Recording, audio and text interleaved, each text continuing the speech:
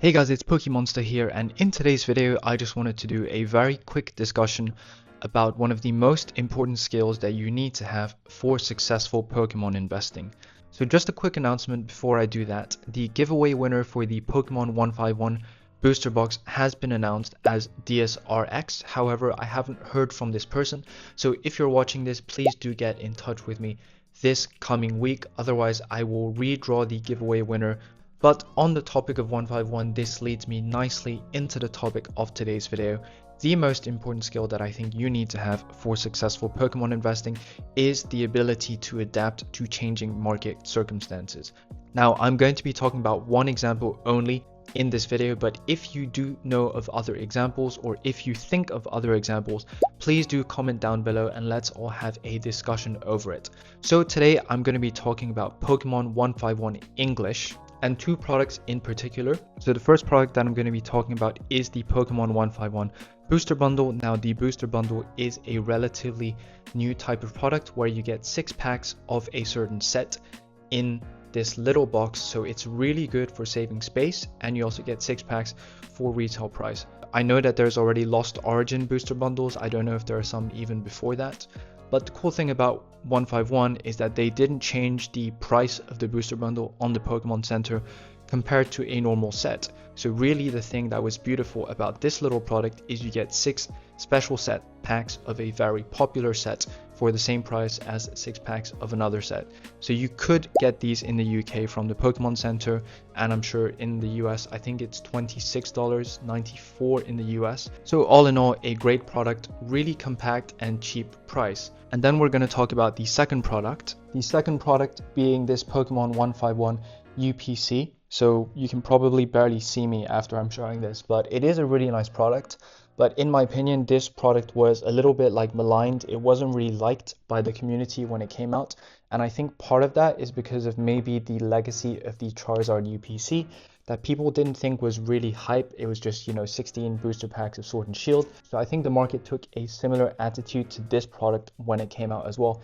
Being £120 on the UK Pokemon Center, I think it's also $120 in the US Pokemon Center. So when these products first came out, this was definitely seen as the inferior product compared to the booster bundle. But this is where the important skill in Pokemon investing comes in, because if you take a look at the current prices for these booster bundles, it tells a very different story as to which product you should be buying. So on the screen right now, you'll be seeing some UK last sold prices for the booster bundles, but in general, they've been trending towards £50 or like $65. In the US, I have checked the prices. It's a little bit cheaper. It's like $43 to $50. So keep in mind that what I say for the UK market doesn't necessarily apply to the US market. But again, as I invited in the comments, if you think of other examples of adaptability, do let me know. So with these booster bundles approaching £50 in the UK, even with some expected restocks in November and December selling out very quickly, I know the Pokemon Center US recently had a restock where you could buy up to 25. It was in stock 2 days ago, but as of recording today's video on the 15th of September, it's out of stock. So the problem with this reaching £50 is it loses one of the huge advantages that it had, and one of the main reasons why people thought this was the better product over the UPC, and that is the price point per pack. If you divide the current eBay sold price by 6, you get a cost of like £8.33 per pack, which is like $11-ish.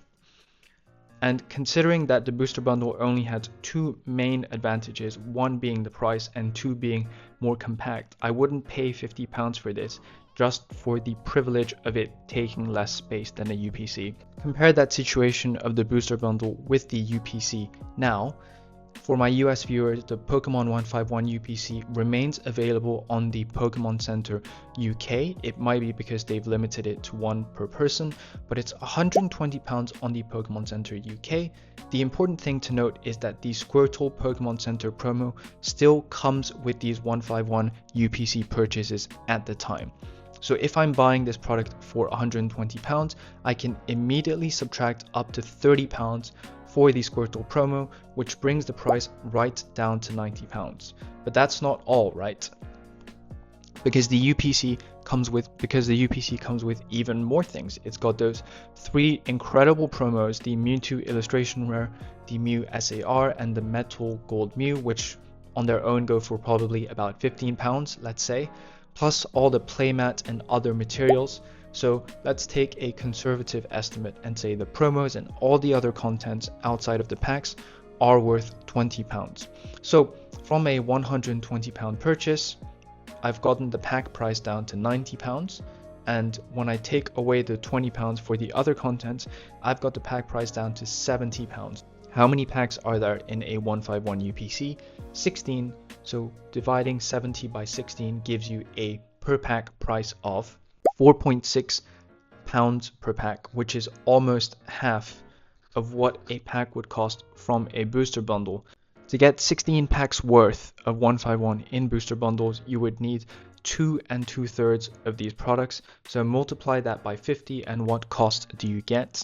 You get a price of £133. So all I'm saying is the most important investing skill is the ability to constantly reassess things that the market are saying, the sentiment of the market for yourself, and see whether something that was said 10 months ago still applies today. And to me, very evidently, the premise that the booster bundle is a better buy than the 151 UPC is completely wrong.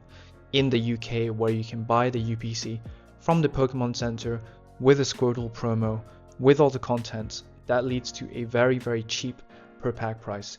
Now, I've obviously not looked at the different pull rates from the different products, but if we're just talking about sealed investing, I do think that at the moment, the 151 UPCs are a much better buy for the reasons that I've set out. A final point on top of that, we've just had the Honolulu World Championships where people got 15% off codes from the Pokemon Center, usable up until the 15th of September, 11:59 p.m. Pacific District Time. So with the UK having the 151 UPC in stock and not the booster bundle, if you buy a UPC, you get 15% off. On top of that, you're stacking up the benefits even more, right? So I actually bought this one using the 15% off code, and it cost me £101. I'm making even more of a margin compared to 151 booster bundles, which I would never have said when 151 first came out. I would have said that the UPC, it's a nice product, but it's too expensive with the entry point and the cost per pack. The booster bundle is much better. But that's pretty much all I wanted to communicate in today's video. It's just a principle of keeping yourself on your toes with things that people say in the market. And in that vein, I'll definitely be exploring this topic even more in my upcoming videos. So if you enjoyed today's video, please make sure to like, subscribe, and comment, and happy collecting.